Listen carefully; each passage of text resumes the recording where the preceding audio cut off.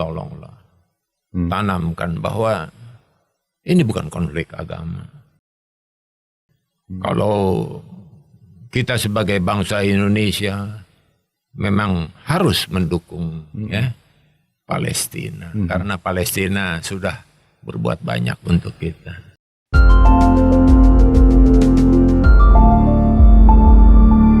Assalamualaikum warahmatullahi wabarakatuh.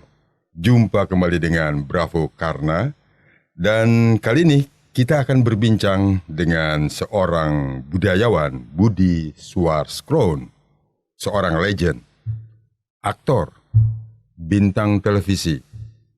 Dan kita akan berbincang dengan topik konflik Palestina-Israel. Dan tentu saja saya kenalkan Bapak Budi Swarskroon. Selamat sore, Kang Budi. Sore, Kang. Ya, Kang Budi, sekarang kan sedang marak-maraknya perhatian kita tertuju kepada konflik Palestina-Israel. Ya. Dan banyak masyarakat, saya sendiri dan masyarakat yang masih gelap, tidak terlalu jelas apa yang terjadi di sana dan kenapa itu bisa terjadi. Mungkin Kang Budi bisa menjelaskan ada apa di sana.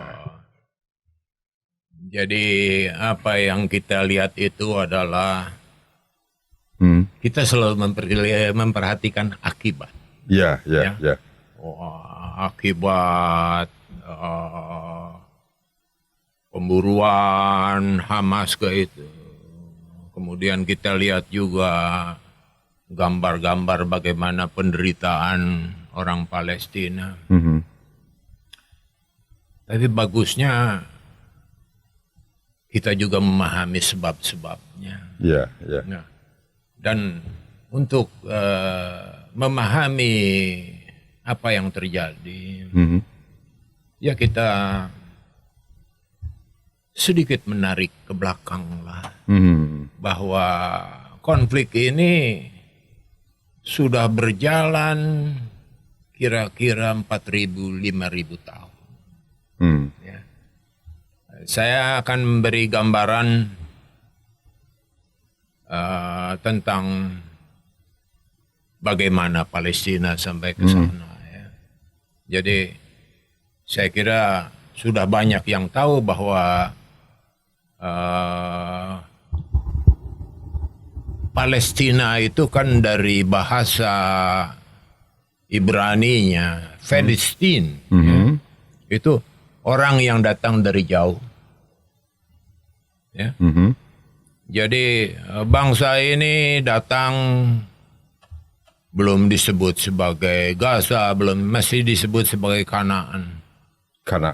Datang ke Kanaan dan mereka memiliki kepandaian berdagang, kepandaian membangun. Sekitar 4.000 tahun, 5.000 tahun lalu. Ya. Hidup berdampingan. Kemudian mereka bisa lebih maju daripada orang-orang Yahudi pada waktu itu. Ya. Sampai entah bagaimana caranya, bahkan bisa memiliki kerajaan. Itu digambarkan dalam film Samson and Delilah. Dalam perkembangannya, kerajaan itu sendiri akhirnya diduduki oleh bangsa Babylon, diduduki oleh bangsa Persia, diduduki oleh bangsa Assyria, kemudian diduduki lama oleh bangsa Romawi.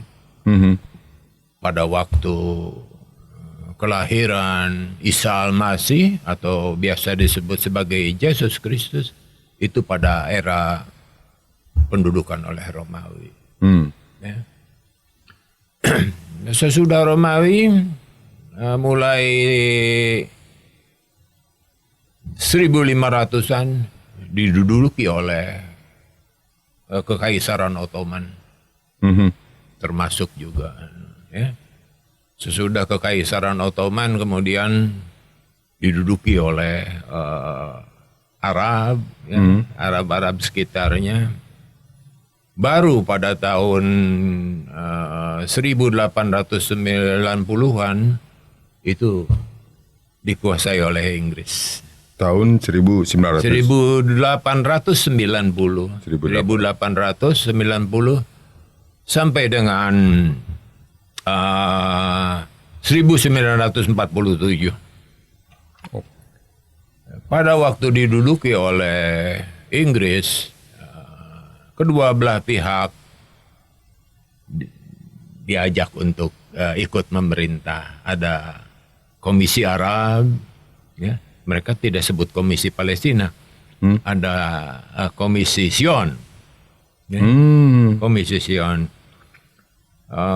Sampai 1900-an baik pihak Palestina atau Arab, kemudian Yahudi juga tidak nyaman oleh pemerintahan Inggris.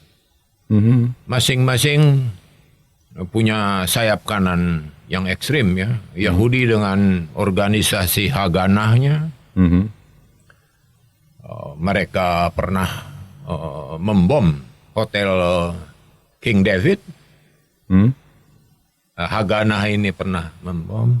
Kemudian orang-orang Arab Palestina juga pernah mengadakan revolusi pada tahun 1920-an. Mereka ya masing-masing ingin diberi hak yang lebih lah. Pada waktu revolusioner Arab ini menguasai tanah itu, mereka pernah juga menyerang dan menghancurkan Yerusalem, mengusir orang-orang Yahudi dari perumahannya, ya, mengusir keluar. Kemudian pada tahun 1930, Hitler dengan antisemitisnya, ya, terutama Nazi pada waktu itu sudah menyatakan berperang dengan Inggris.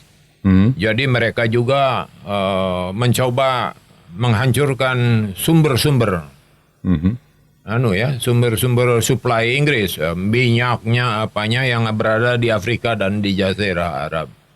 Jadi pada waktu itu Tel Aviv, sana Yerusalem juga dikuasai oleh Nazinya Hitler. Orang-orang Yahudinya ditangkap, dibuang ke Auschwitz, ada yang melarikan diri ke Amerika dan sebagainya. Ada yang melarikan diri ke Rusia. Pada waktu saya catat sedikit. Jadi waktu di Auschwitz itu terkenal dengan sebutan Holocaust.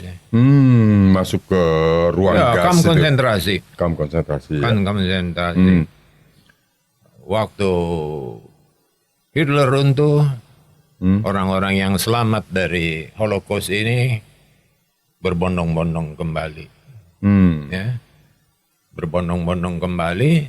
Sebelumnya saya berikan ini, pada tahun 20 juga yang menyebabkan revolusi Arab itu adalah Inggris membuka, mengundang orang-orang Yahudi untuk tinggal di tanah itu. Ini yang menyebabkan revolusi Arab, dan ini juga yang menyebabkan sampai pernah orang-orang Yahudi diusir dari Yerusalem.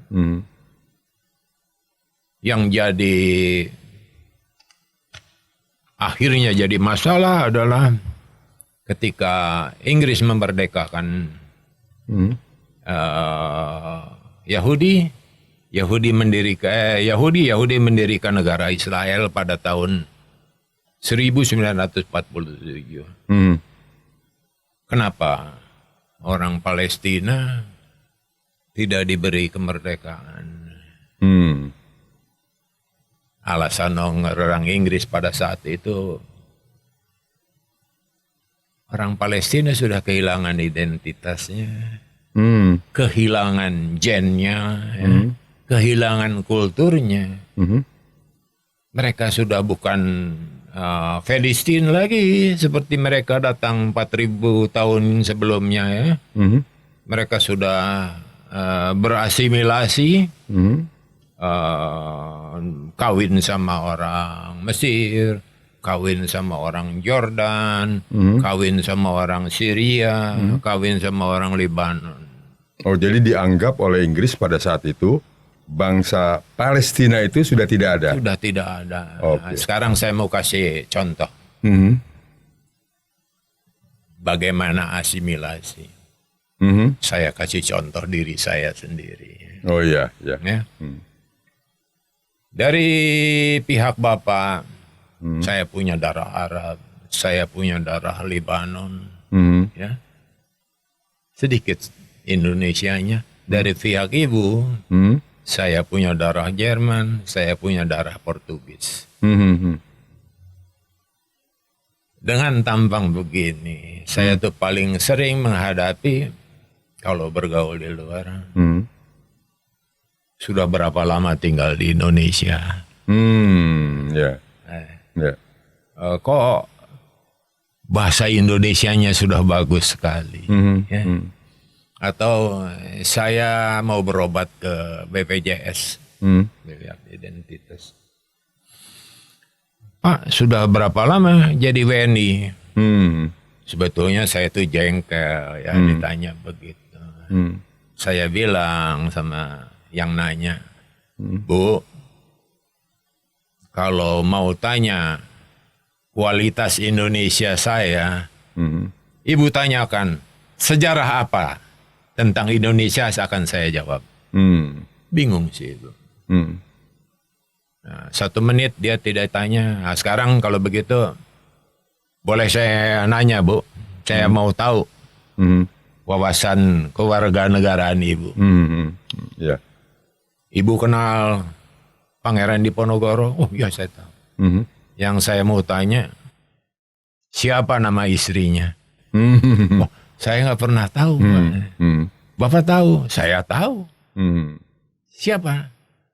Biasanya orang panggil dia Budipo. Saya bilang begitu. Itu satuan malah ya. Jadi artinya dengan asimilasi seperti begini, orang tidak mengenal saya sebagai orang Indonesia. Ya? Yeah. Jadi begitulah pada waktu itu.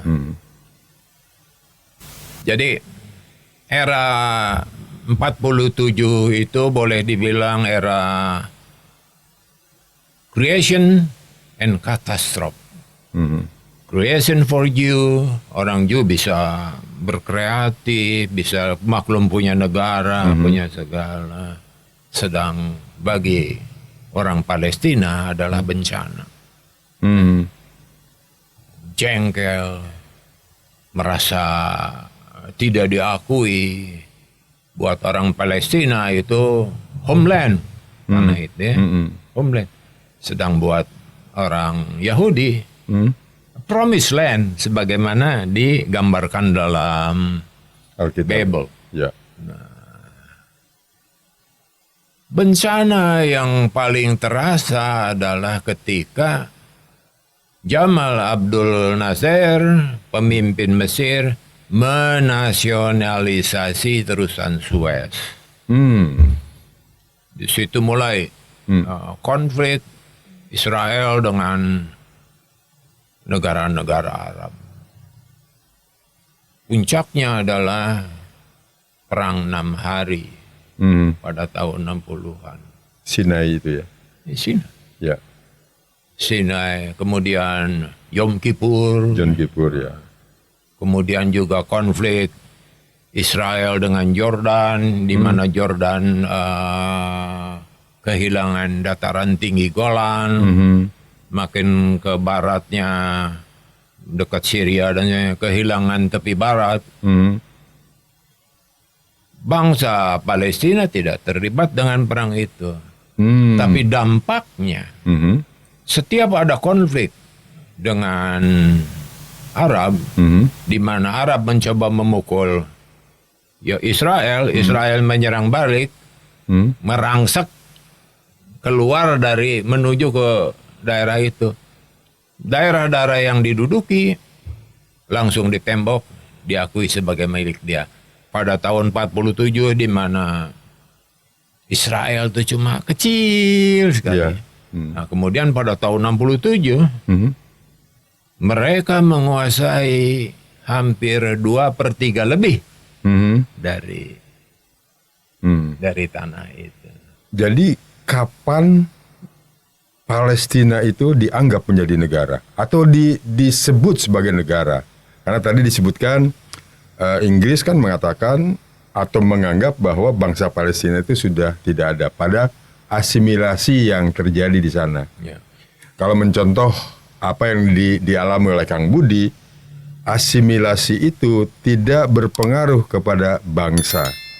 Bangsa itu tetap ada. Jadi artinya kan bangsa Palestina itu ada. Nah, sekarang sejak kapan? Karena kita sekarang ini kan mengakui bahwa negara Palestina itu ada, presidennya ada, duta besarnya bahkan ada di Indonesia. Sejak kapan itu mereka menjadi itu negara? Hasil perjuangan seorang Yasser Arafat. Ya. Dia nomor satu memperjuangkan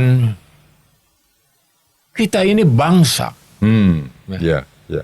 Karena pada waktu itu image yang memang terutama diupayakan oleh Israel dan didukung oleh media Barat,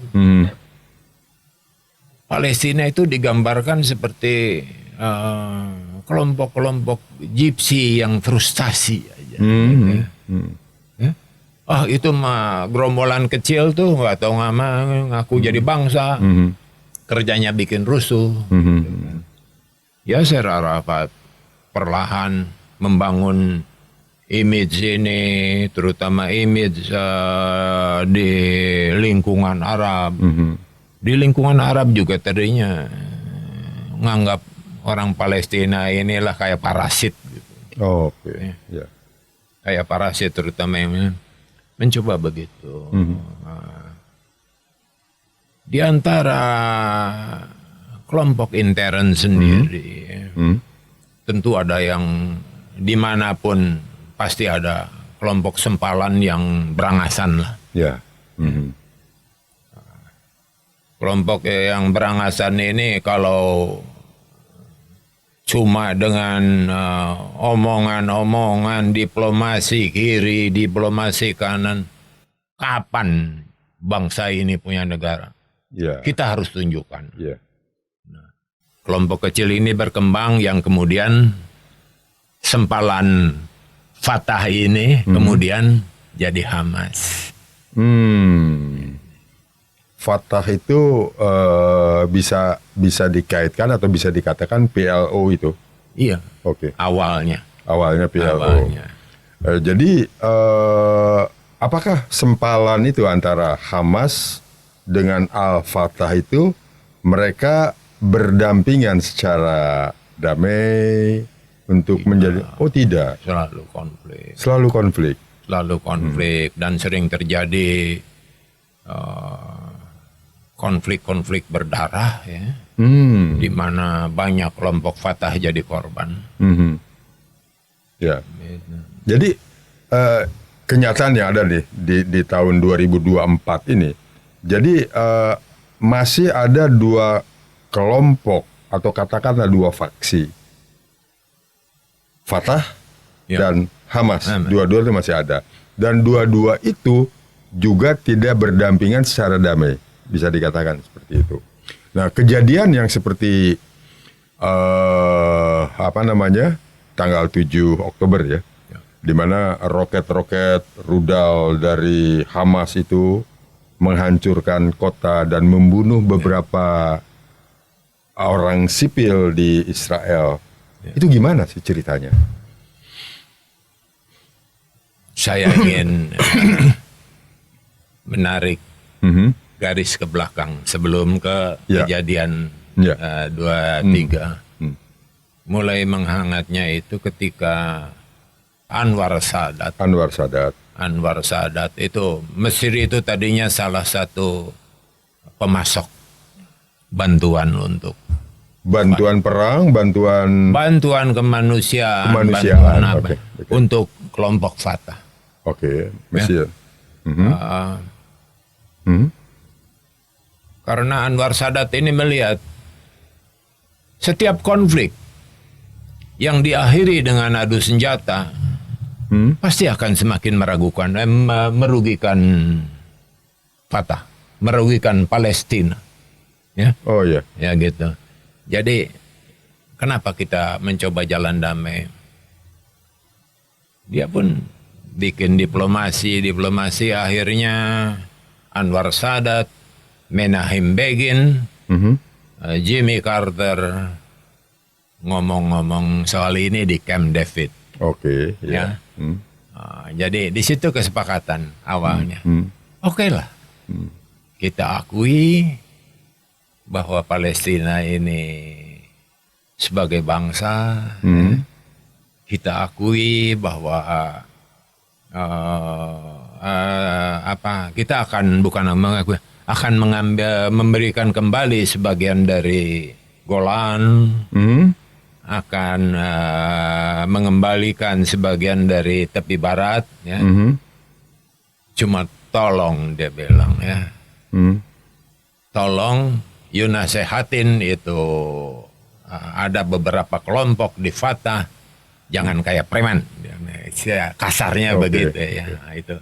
Jadi dengan perjanjian itu disebut sebagai Camp David Accord. Ya, jadi persetujuan Camp David. Ini jelas disambut hangat oleh Fatah, tapi tidak dengan Hamas. Mulai disitulah Hamas mulai secara terbuka. Kita ini kelompok dengan ikat kepala kayak la ilaha illallah dan persis kayak kejadian kelompok-kelompok di sini berapa tahun lalu. Mulai di situ mulai terbuka. Ya. Kalau melihat 223 ini, ya, itu tuh tadi kita bahwa awal dari bencana ini karena terusan Suez, ya. Di sini juga pada 23 ini sebenarnya mulai ada karena bencana ini mulai ada dari Israel ingin menyelesaikan suatu terusan baru. Oh, ya. Apa kaitan dengan terusan Suez itu? Coba tolong dijelaskan. Terusan Suez itu di Mesir, ya? Ya. Terusan Suez bukan berhenti, tapi ya awal itu terusan Suez itu yang akhirnya membuat 54 ketika Jamal Nasser menasionalisasi itu, timbulnya konflik-konflik terbuka senjata di sana, di mana berdampak pada semakin ciutnya wilayah Palestina. Ya.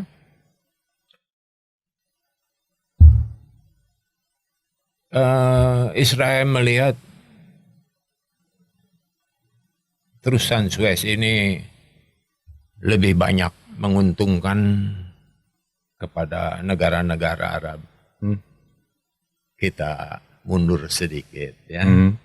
Jadi terusan Suez ini sebetulnya tidak ada kaitan dengan Inggris, tidak ada kaitan pada waktu pembangunannya. Bangunan itu dibuat dengan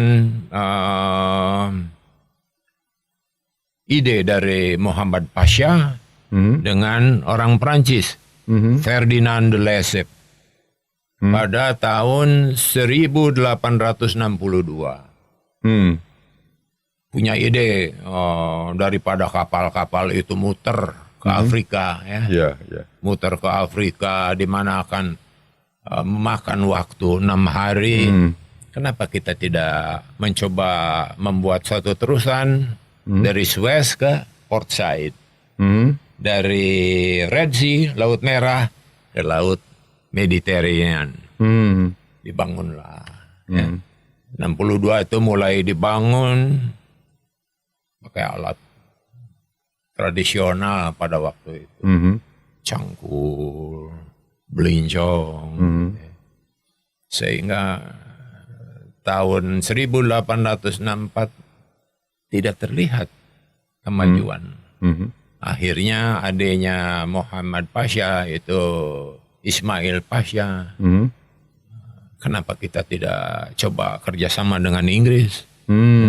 Kita tidak mencoba kerjasama dengan negara Arab lainnya.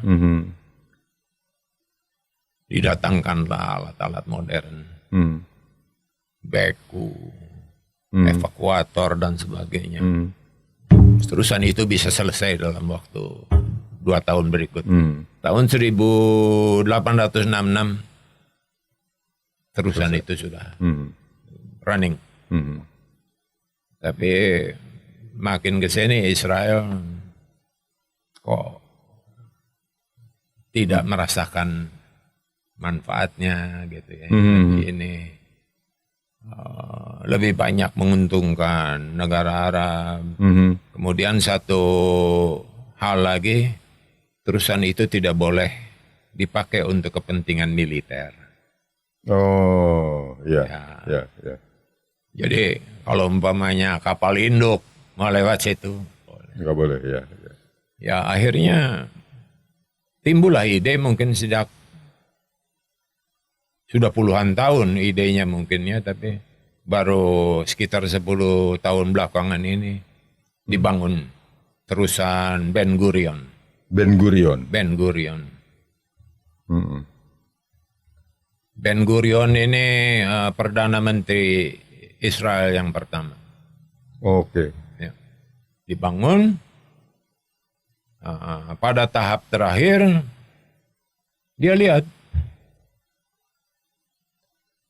kalau pada ujungnya harus berputar melalui wilayah yang berpasir, ini akan pasti menambah kos ya.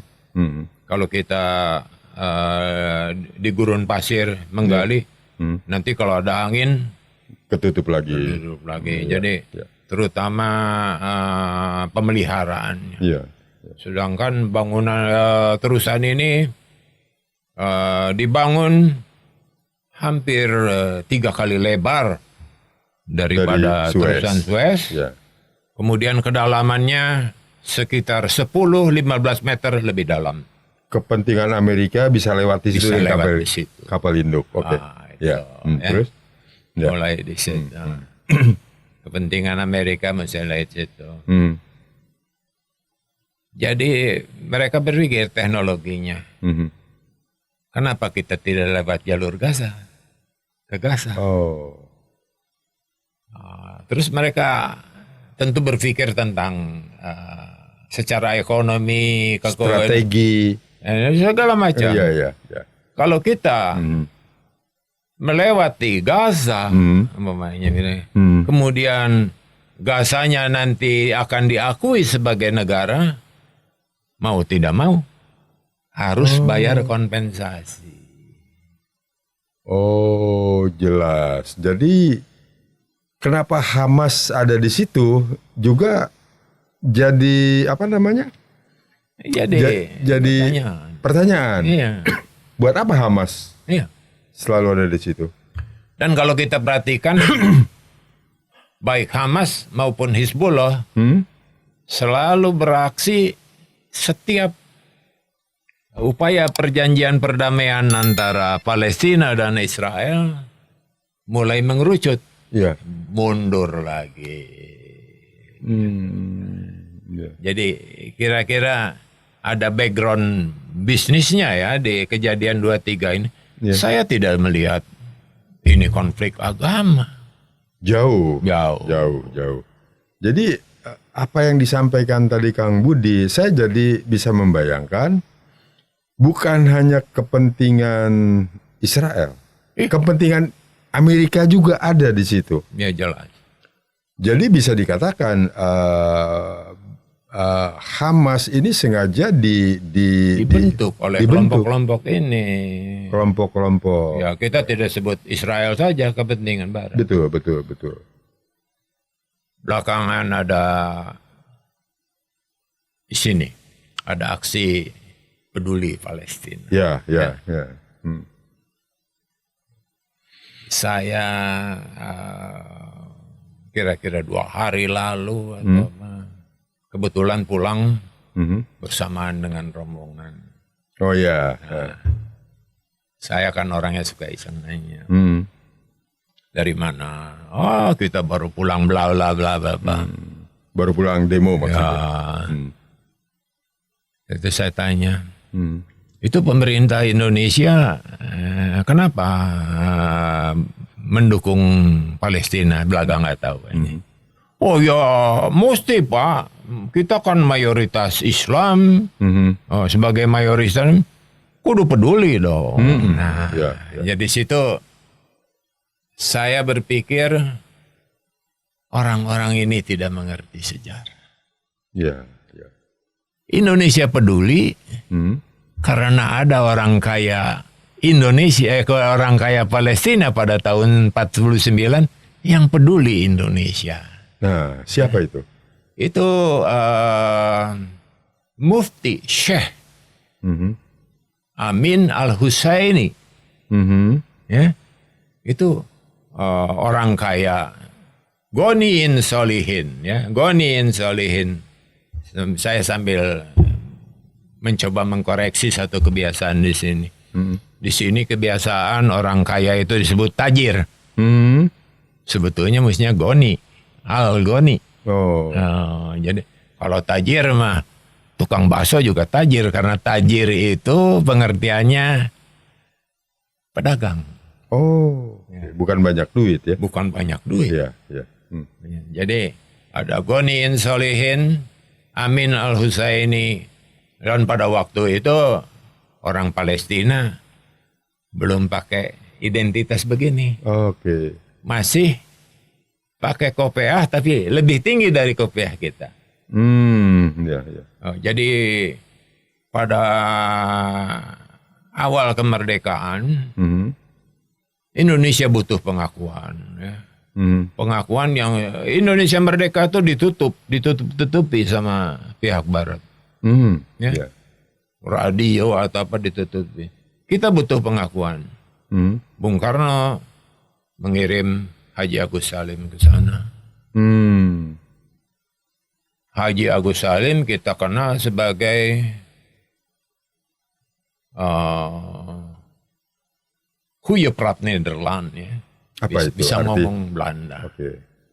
Sprache Deutsch, sehr deutlich. Kalau ngomong Jerman, sangat Jerman banget. Paham voulez français. Bahasa Prancis. Ya. Inggris? Kalau Inggris mah udah nggak cerita lagi. Tapi yang dihadapi ini kan satu misi ini harus ke negara Arab. Ya. Jadi butuh orang yang mahir itu yang mahir. Haji Agus Salim takalam Arab fakolil. Ya. Sebentar Kang Budi, bangsa Palestina juga berbahasa Arab ya? Seperti sudah jadi Arab kan? Ya, seperti tadi identitasnya sudah jadi Arab. Ya karena Tadi kan asimilasi tadi kan? Iya, sudah jadi Arab. Ya. Jadi untuk bisa melancarkan komunikasi dalam mencari dukungan, Haji Agus Salim didampingi oleh Abdurrahman Baswedan. Berdua mereka berangkat ke sana. Ada beberapa, tapi yang paling mahir. Yang paling depan itu mereka berdua. Satu Agus Salim, Abdurrahman Baswedan. Engkongnya ini. Akinya Anis. Z kalau kita bilang Jad. Jad itu berarti kakek. Ya, ya, aki. akinya. Nah, Kalau Jeddah itu nenek. Kota disebut Jeddah karena dipercaya dulu Siti Hawa diturunkan di situ. Makanya disebut Jeddah. Oke. Ya. Jadi karena faktor itulah, faktor Amil Hussein itu yang memberikan kekayaannya, mendukung, ikut keliling kemana-mana untuk pengakuan Indonesia. Kenapa Amerika selalu mendukung Israel? Sama, karena Amerika tuh boleh dibilang dikuasai oleh 4 keluarga, baik politik, ya, baik ekonomi. Rothschild, Joseph Shah, sama Marcus Goldman, sama Asa Kensi. Siapa? Mereka itu siapa 4 orang gitu? Orang-orang kaya Palestina, orang-orang kaya Israel. Oke. Ya. Dari awal zaman pembangunannya, dari awal sudah dibiayai oleh mereka. Ya. Jadi nggak aneh. Begitulah kira-kira apa yang saya tahu. Oke, jadi selama ini memang kita tahu bahwa negara Palestina itu ada, hanya keberadaannya masih banyak tidak diakui oleh negara-negara yang pro. Karena ada argumentasi kan. Mereka tuh meskipun nyebutnya homeland, tapi mereka kan orang dari jauh yang kebetulan sudah berabad-abad ke situ. Iya. Orang Israel menyebutkan hopeland, disebutkan dalam Bible, Tanah Harapannya. Karena sejarahnya begitu. Mereka pernah exile selama 3.000 tahun, 2.000, 3.000 tahun. Karena faktor pernah berangkat ke Mesir, pernah berangkat karena diusir Roma, karena diusir Ottoman. Kesempatannya balik. Dan mereka bisa mempertahankan identitas, mempertahankan genetiknya. Ya. Itu yang diakui.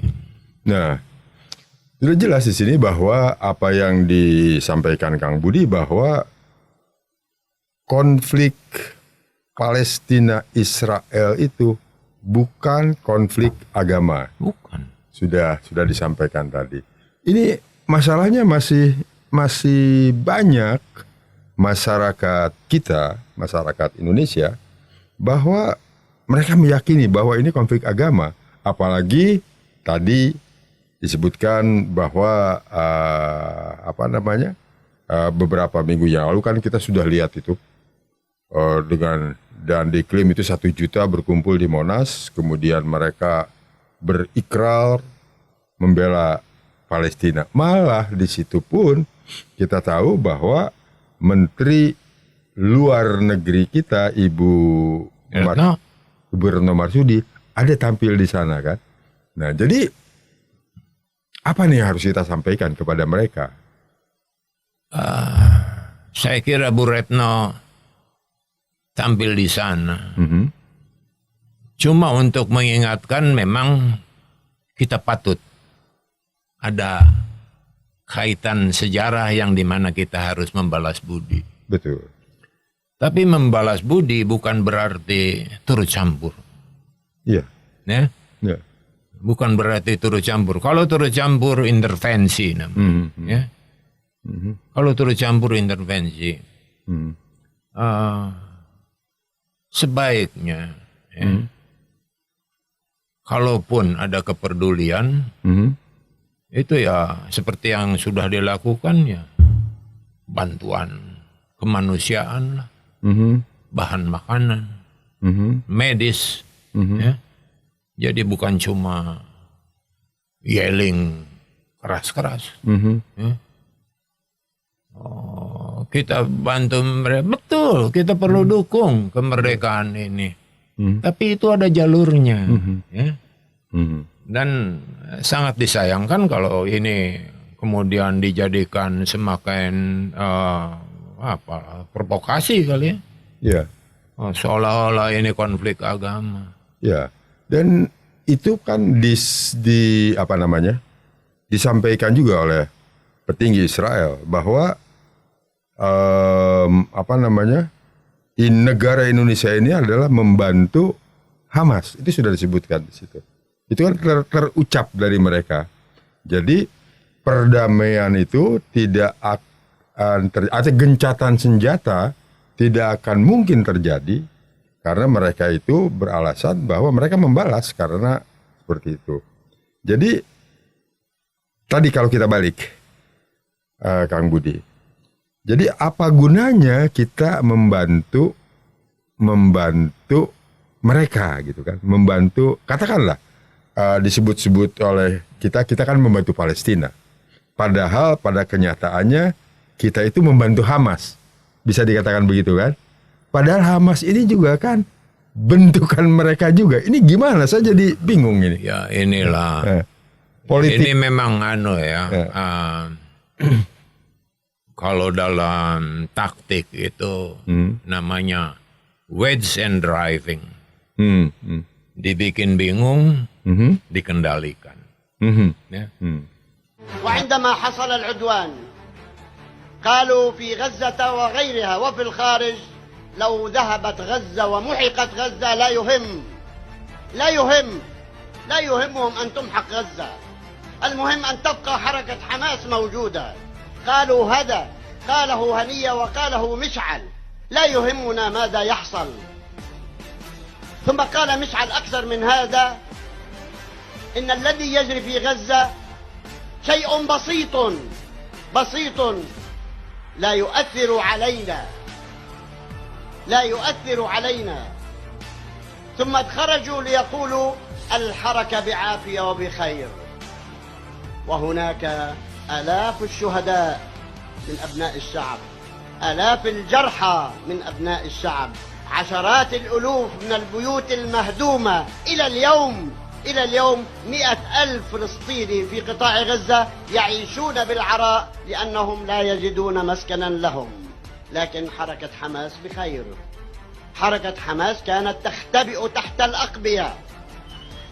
قيادة حركة حماس، وأقولها للمرة الأولى، هربت إلى سيناء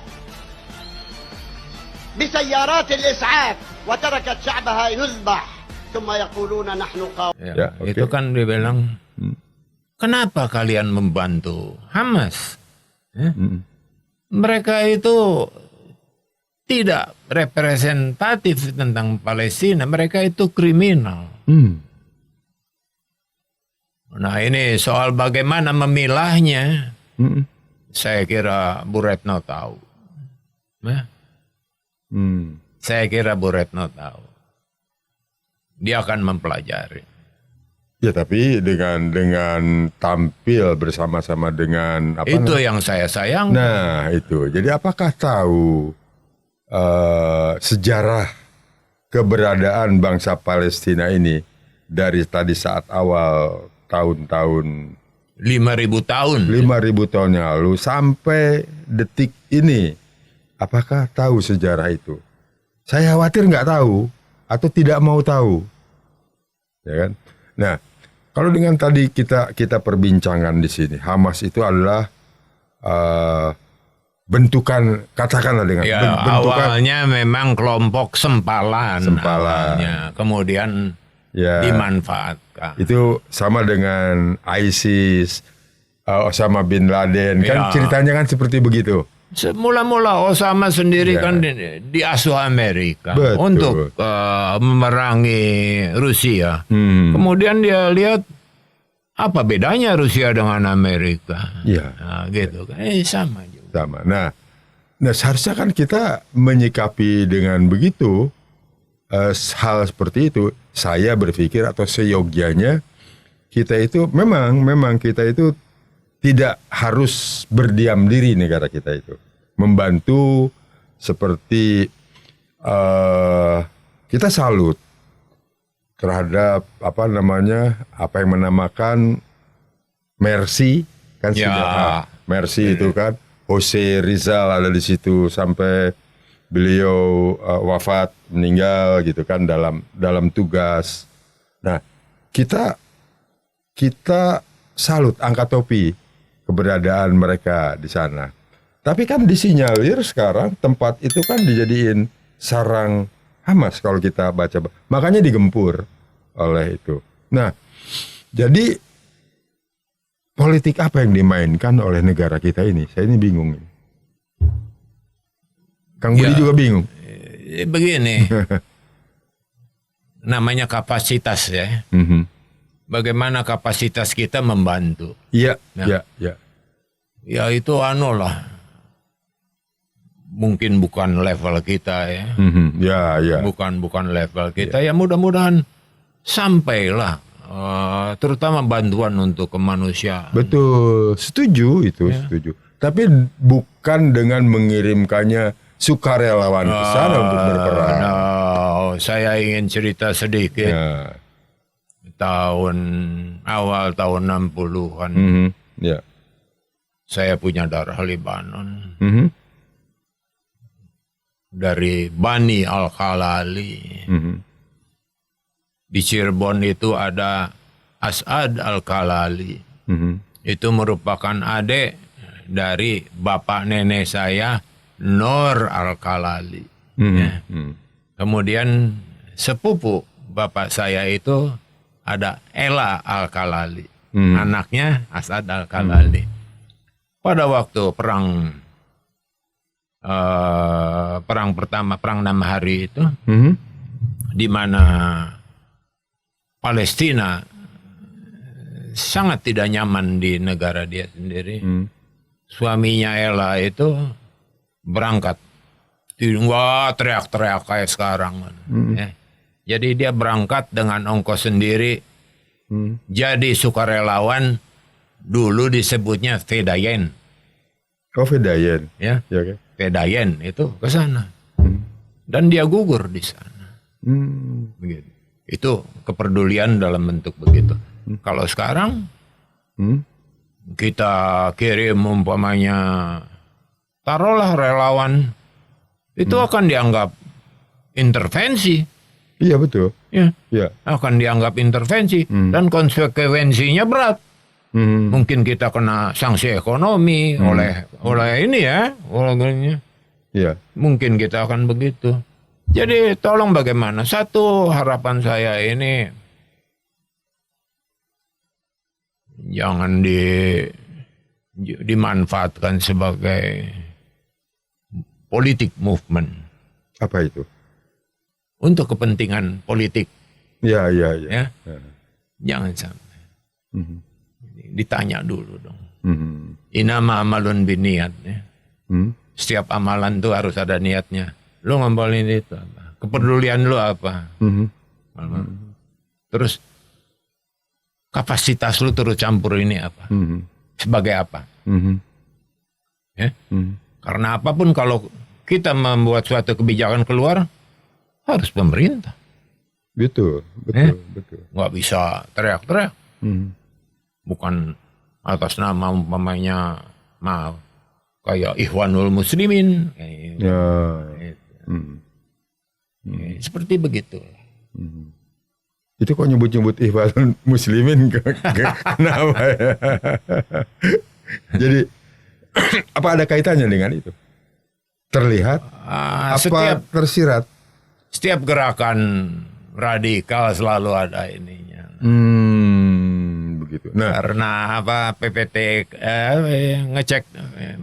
cek masuk itu PPTIK atau apa? ya. Itu kan banyak diprediksi aliran-aliran dana dari luar. Oh, gitu. Ya. Nah, sekarang ya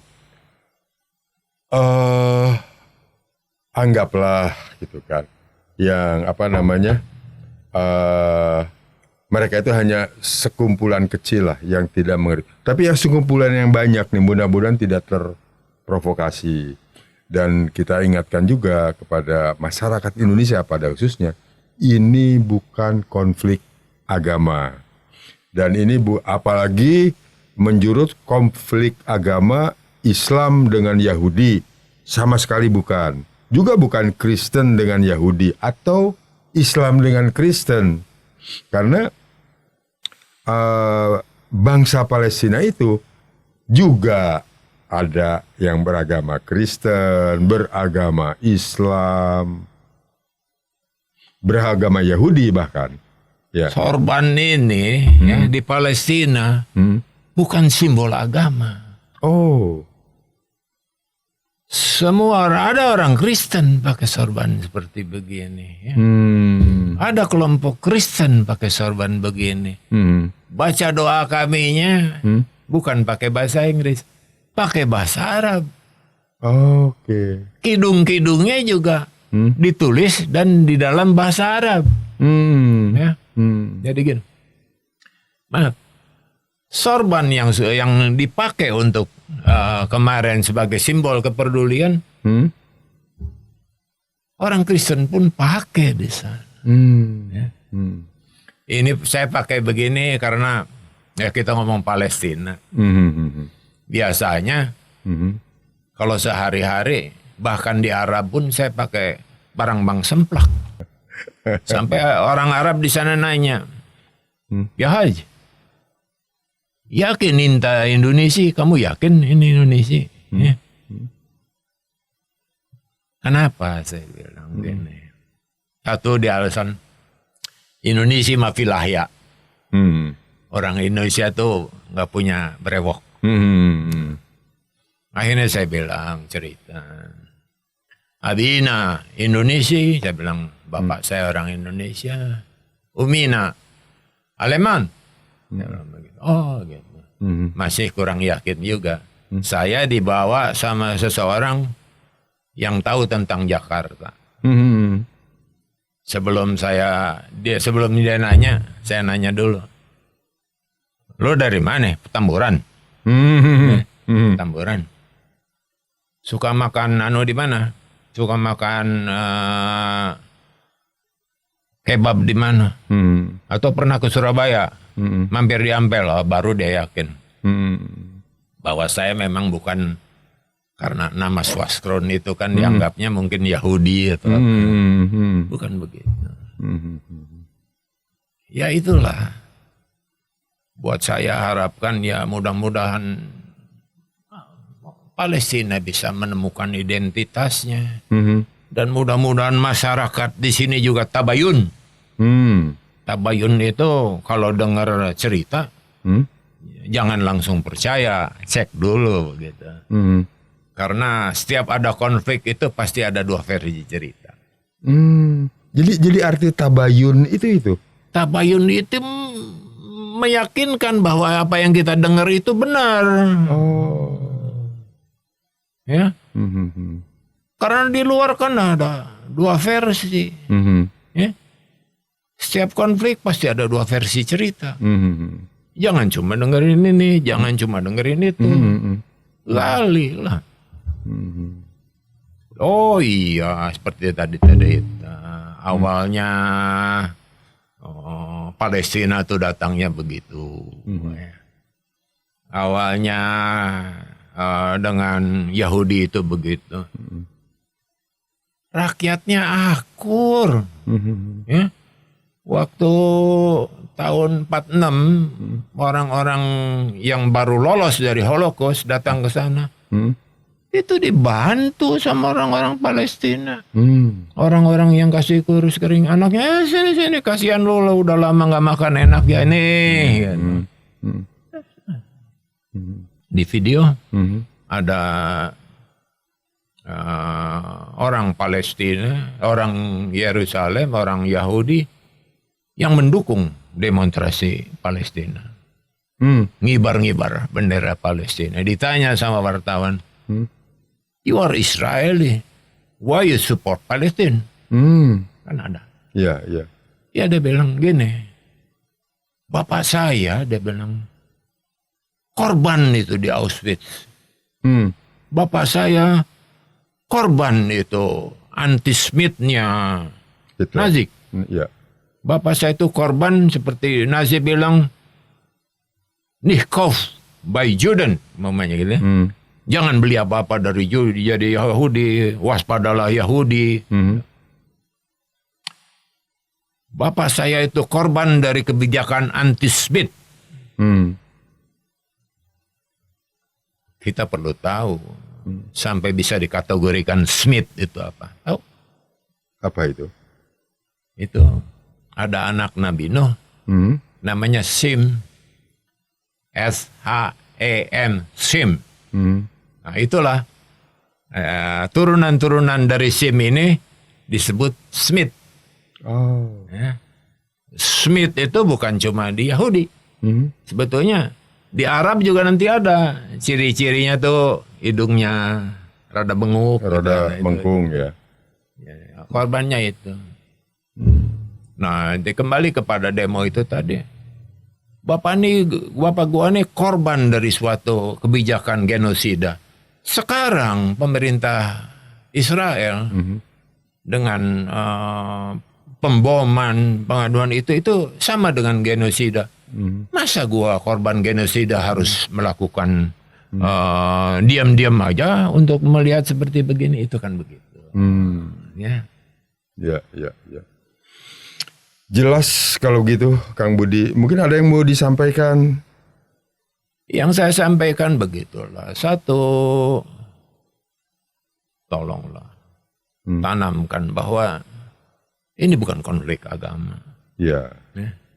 Kalau kita sebagai bangsa Indonesia memang harus mendukung Palestina, karena Palestina sudah berbuat banyak untuk kita. Itu. Terima kasih Kang Budi atas penjelasannya, pencerahannya.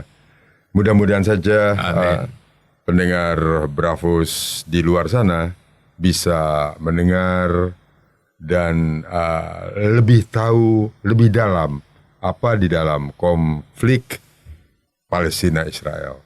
Dan sudah dipastikan bahwa itu bukan konflik agama, melainkan konflik perebutan tanah, kekuasaan yang pernah diduduki dan akan diduduki. Kang Budi, nuhun. Sampai ketemu di kesempatan. Mudah-mudahan ada manfaatnya. Terima kasih. Pendengar Bravos Radio, terima kasih atas atensi dari Anda semua.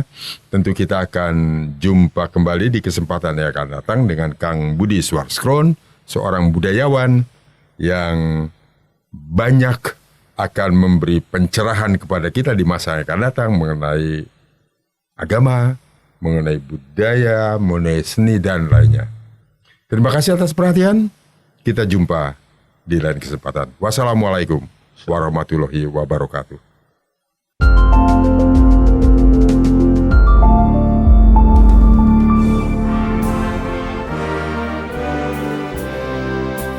Terima kasih Anda masih terus mendengarkan Bravos Radio dari Batu Ampar 1 nomor 6 Kramat Jati Jakarta Timur. Bravos, your digital radio station.